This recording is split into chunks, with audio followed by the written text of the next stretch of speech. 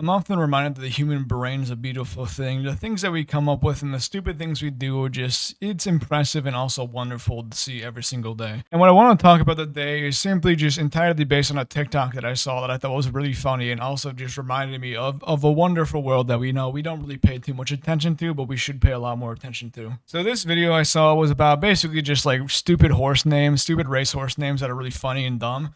And so I kind of want to play with you to prove my point of just like how wonderful things can be. Leader is, do I look fat in these? And she's drawing away. Pepperoni getting the better here. Nobles has taken the lead. One fun son of a gun. It's extra sexy hipster. And now Julian Leperoux gets her ass going on the outside. Coltimus Prime sails to a clear advantage. Here's not a cat but a llama down inside. It's do, re, mi, fa, sol, la, ti. Do. So obviously, you know, we got some banger names here, but I think the funniest thing about this was just how hard the commentators have to commit to saying these names. Like, no matter how dumb or stupid the name is, like, you know, you had harass, like, oh, okay, that makes sense. I wonder why you named it that, but like, it's your job to commit to having to say these names. So this last one, you know, do, re, mi, fa, sol, la, ti, do, just sent it, you know, obviously perfect opportunity for him to send this, like, this little bit that he had, because obviously the horses, there's not another horse on the screen. So I think it's just also funny that the you can kind of troll the commentators by making your horse have a really stupid name. So I kind of like was trying my best to find like really dumb names too. I honestly did not do a good job of it in any capacity, because I do remember at one point I did like another video that I think was like talking about Japanese horse names and how stupid and dumb they were, but also how funny they were.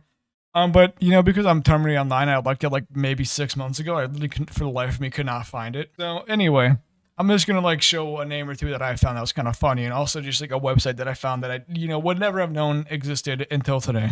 So like this is the type of names that, you know, you have to love. You know, you got sumo mo mo mo mo mo mo mo. From what I just understand about this horse name, for my brief reading about it, apparently they named the horse this name because they wanted to annoy the announcers who had to say sumo mo mo mo mo mo mo mo. And, you know, that kind of makes sense, because you have to just make sure you say the right amount of mo's every time, or, you know, you're messing with the glorious name that the owners have so lovingly given to this horse. But I did find this Japanese, like, horse racing information database, which is something that I never knew would ever happen in history. And I would not have known this website existed until today had I not fallen down this little rabbit hole. But you get to just see the family pedigree of what led to this horse being created.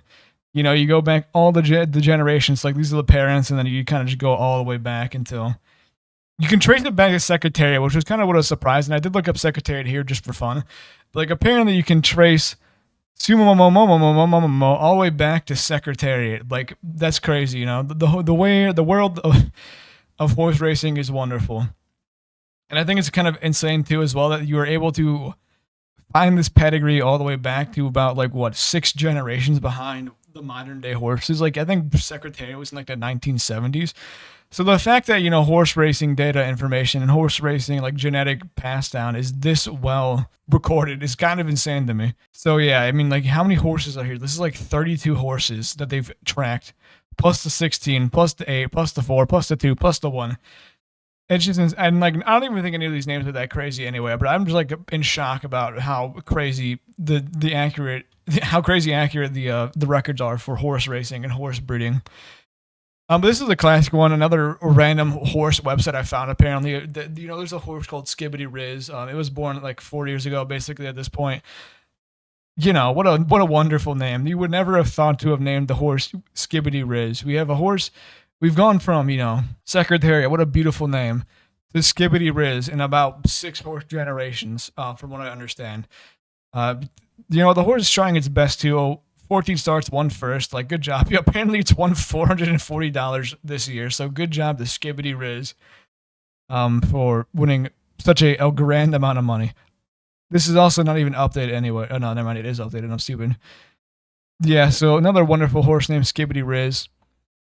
We have a Star Wars reference. May the horse be with you. Apparently this horse is fucking nasty. It might be retired, though, I'm assuming, because they haven't raced in 2026. But it is an American horse, so maybe, we haven't done any winter races for May the Horse Be With You, but 300 grand from a horse is kind of good. I'm sorry, I don't know why I'm falling down this horse rabbit hole. It was about the names of horses and not about the earnings of horses. But I've been enamored with these horse racing websites. And but naming the horse stupid names is not even a new thing. We have potatoes, because it's Po and then Tate and then 8 O's.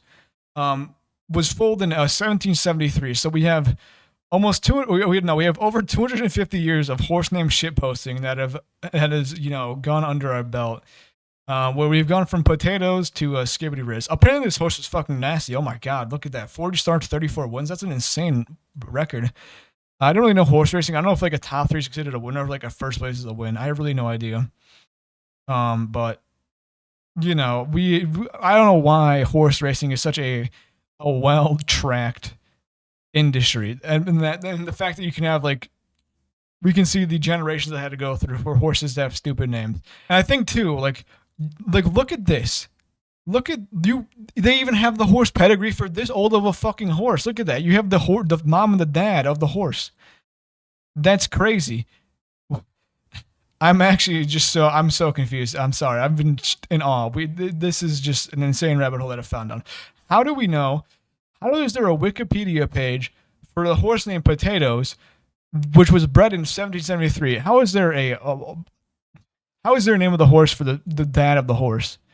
What the fuck is going on? How is horse racing, once again, one of the most well-tracked things of all? It goes for... hold on. Okay, I'm sorry, this is completely sidetracked, but we are going to see how far we can track horsing. We've gotten the squirt. We've made it the squirt, and we're still going. Okay. We still have Wikipedia pages. We've finally reached the end of this potatoes line. We are 5 generations deep for this shitpost named horse in 1773. We've made it to a horse in 1700 that was born in 1700, over 300 years ago, and we have apparently an image of Darley Arabian, who is apparently the great granddad of potatoes. What is going on? I'm sorry, I'm completely shocked by this today. I've gone from talking about stupid horse names to just being shocked about the record keeping of this. How are we this good at record keeping for horses? And I'm actually really cool. Okay, now we're gonna do a little thought experiment with potatoes. Did potatoes have any children? It did. Hold on. Can we get to the modern day? I'm sorry, I don't really know the best about horse racing. Okay, so is this champion? 1979. Hold on. Oh shit. Stud career. Okay, I don't know enough about horse racing terminology to be able to track it back to the modern day, but I'm assuming I could if I tried hard enough. I could track potatoes to the modern day due to the sheer skill of horse racing genealogy records, I guess. So what was originally starting me about talking about really stupid horse racing names and stupid horse names and funny ones has now devolved into me being shocked about how well they are at keeping track of horses and their lineages. So this has just been an informative experience, I think, for everyone here, for learning that apparently the best kept records of sport and sport history is in fact horse racing. Do I know why? No. Is it funny? Of course. So, what has gone from having horse racing shitposting in the 1700s, having one of the best records kept of anything of any sort of human history ever, has now produced horses named Skibbity Riz and Sumo. So if there's anything that you can take from this, is that being a shitposter online could potentially translate to being a shitposter in real life.